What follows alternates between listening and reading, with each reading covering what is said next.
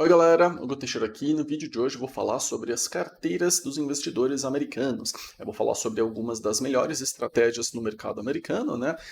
Quanto essas estratégias rendem e por que elas são tão populares.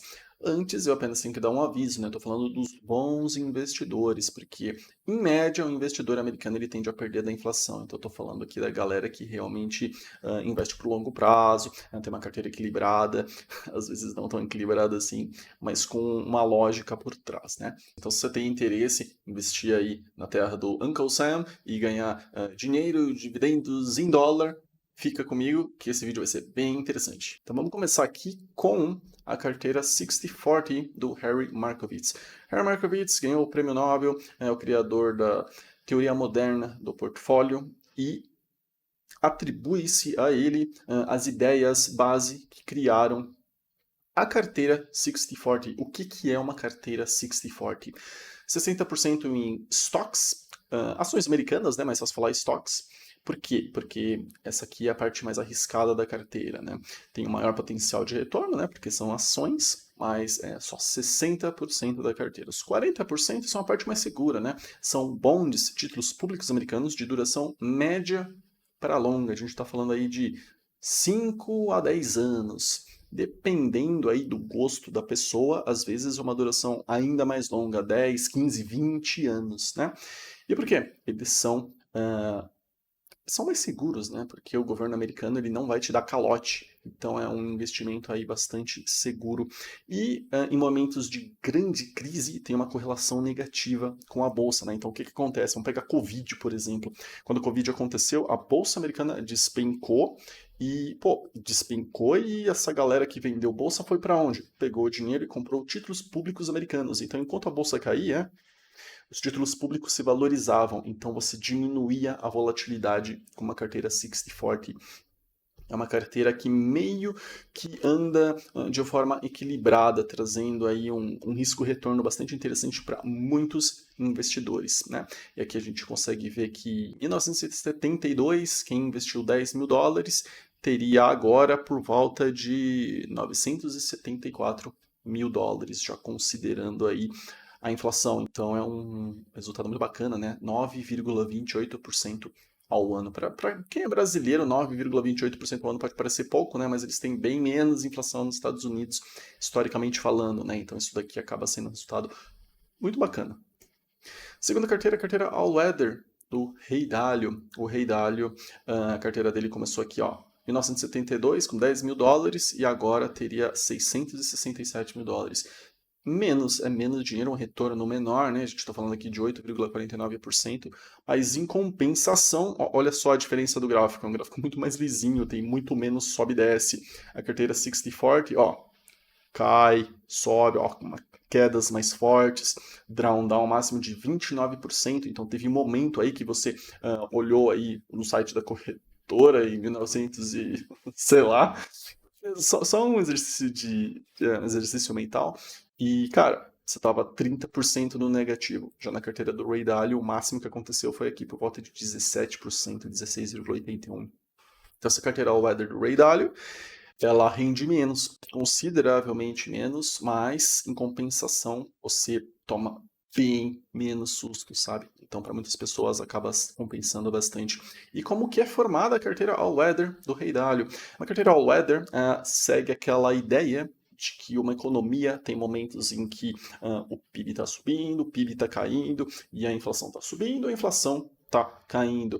Se a gente multiplicar os cenários possíveis para o PIB, os cenários possíveis para a inflação, a gente vai ter 4 cenários.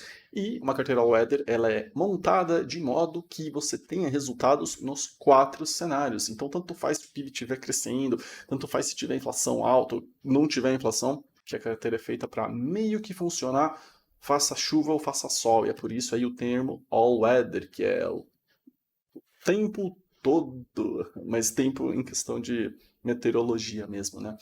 Essa carteira é formada com 30% stocks, 15% bonds, títulos públicos americanos de duração média, 40% bonds de duração longa, acima de 10 anos, 10, 15, 7,5% de commodities e 7,5% de ouro. Esses dois últimos aqui, para quem não entende muito lógica, é porque em momentos de alta inflação, commodities se valorizam bastante, muito disso é inflação, né? E o ouro também não é que se valoriza, né? É que o dólar que perde valor. Então, todos esses ativos estão aqui para fazer com que, no geral, você tenha uma carteira bem de boinhas, com uma rentabilidade que nem não é tão fascinante assim, mas é bastante tranquila.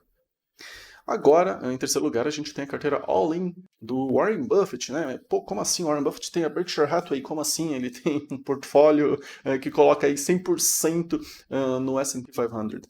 É porque assim, a Berkshire Hathaway tem os seus eventos anuais e frequentemente as pessoas vão lá e perguntam: Warren Buffett, se você estivesse começando a investir agora, você investiria como?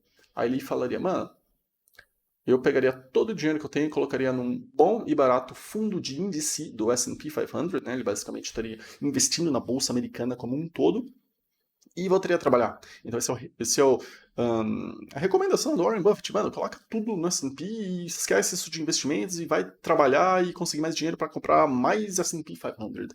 Esse aí é a recomendação muito popular do Warren Buffett. E a gente consegue ver que essa recomendação aqui tem o melhor retorno, ó, 10,5% ao ano em média. Então, o cara investiu lá em 1972, 10 mil dólares. E agora ele estaria com 1,7 milhões de dólares. Então, aqui é um resultado bacana, né? Mas é que aquilo tem um custo de uma volatilidade muito grande. Então, se a gente tinha aqui a carteira 60/40 com um drawdown máximo de 30%, então você entrou lá no site da corretora e você viu que, meu Deus, estou com 30% negativo. A carteira do Warren Buffett, ó, 51% negativo em comparação com os 17% aqui do Ray Dalio, que está mais de boinhas, né? Então, de qualquer forma, você tem no mercado americano bastante volatilidade, né? Que nem no Brasil, que a gente pode comprar um monte de renda fixa frequentemente, ter uma rentabilidade muito boa e dificilmente ver a carteira no negativo, né?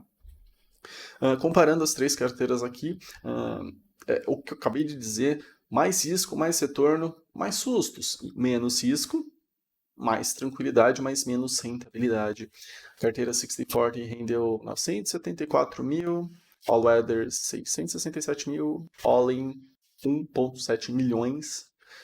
Mas é aquilo, né? A carteira do Ray Dalio rendeu menos, mas All Drawdown, menos 17%.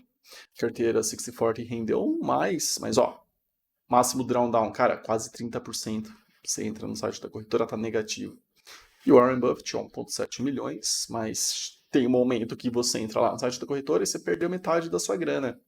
Normalmente esse é o momento que o investidor se desespera, vende tudo, sai comprando um monte de coisa, acaba perdendo ainda mais. Mas se você mantivesse o capital investido, aí tanto faz, né? Só teria ficado negativo pela metade temporariamente, depois teria voltado ao normal. Mas a gente consegue ver aqui as comparações, né? A gente tem dados aqui desde 1972, não é muita coisa, se tratando aí de dados de estratégias de longo prazo para o mercado americano, mas olhando estudos feitos na década de 50 e por volta disso, a gente tem basicamente as mesmas proporções, né? Então, mais risco, mais retorno, mais susto, menos risco, mais tranquilidade, menos rentabilidade. E o que a gente pode aprender com essas comparações? Cara, a primeira coisa é, longo prazo é mais de 20 anos, né? Eu ouço o tempo todo o povo falar, não, mas eu investi na bolsa de valores para o longo prazo. Aí passa 2 anos, o negócio está negativo, cara, não, mas pô, que porra tá acontecendo? Isso é muito ruim, entendeu? E que, pô, a gente tem períodos aqui, ó, 1972 em 10 mil dólares, aqui mais ou menos 1982 também, ó, 10 anos, o negócio caiu, subiu um pouquinho, caiu, sabe, pô, 10 anos jogados no lixo. Então a gente tem aqui a Bolsa de Valores americana, uma das mais bem-sucedidas da história da humanidade, 10 anos no negativo, né? Então, pois é, 10 anos não é longo prazo.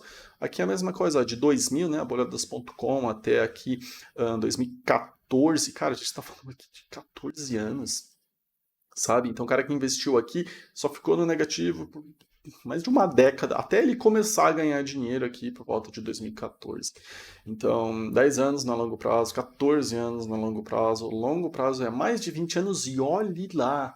Então, se você pretende ter resultados investindo na bolsa de valores para o longo prazo, cara, saiba disso. entendeu?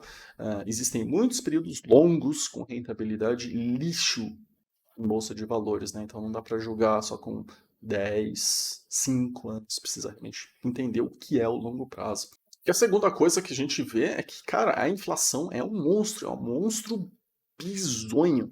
Aqui, ó, de 10 mil dólares, você foi até 1,7 milhões. Você pensa, mano, ó, que da hora, o cara investiu 10 mil e agora tá com 1,7 milhões, muito bacana. Mas se a gente considerar a inflação, na verdade ele investiu 10 mil e aí ele tá agora com 232 mil. Pô, bacana, cara, investiu 10 conto, agora tá com 230 conto, bacana. Mas isso daqui seria muito melhor, né? O que explica a diferença? A inflação. Não adianta nada você ganhar uma porrada de dinheiro, sei lá, quero investir para comprar uma Ferrari. E aí você chega a acumular o capital necessário para comprar a Ferrari, você vai lá comprar a Ferrari, ela está custando o triplo do preço por causa da inflação, sabe? Então, é que a inflação é uma das coisas que mais atrapalha a sua rentabilidade, né? Então a gente sempre tem que ter muita noção dela, né? Para acabar não se decepcionando drasticamente aí com os investimentos.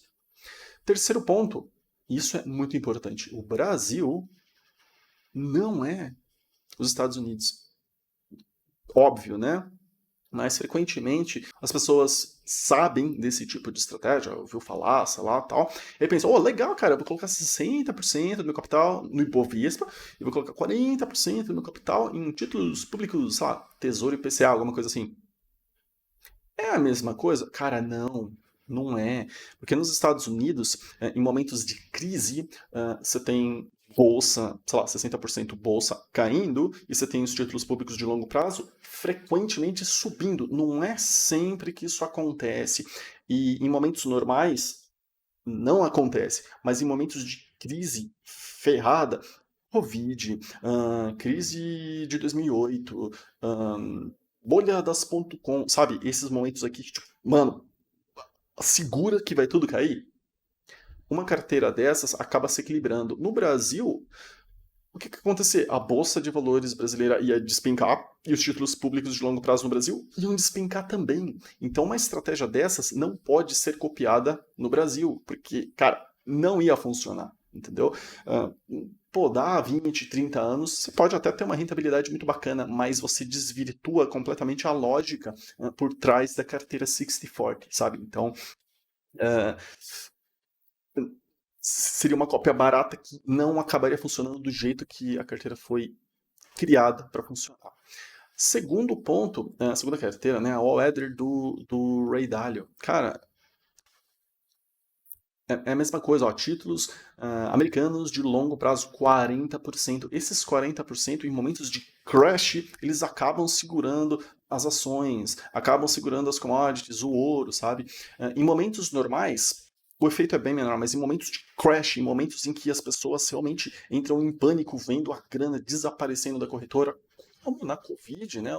Exemplo recente, melhor exemplo recente que a gente tem, uma carteira dessa, se a gente tentar se adaptar para o Brasil do jeito que está. Então, vamos comprar 30% de Bovespa, vamos comprar 7,5%, sei lá, ETF de boi, alguma coisa assim, ETF de ouro, títulos públicos americanos títulos públicos americanos não, títulos brasileiros de médio prazo e tesouro especial. Cara, se desvirtua completamente a lógica da carteira. Novamente, Brasil não é Estados Unidos, e isso vale ainda mais para o S&P 500. Eu já vi muitas pessoas que ouviram esse conselho do Warren Buffett, que, cara, é um bom conselho.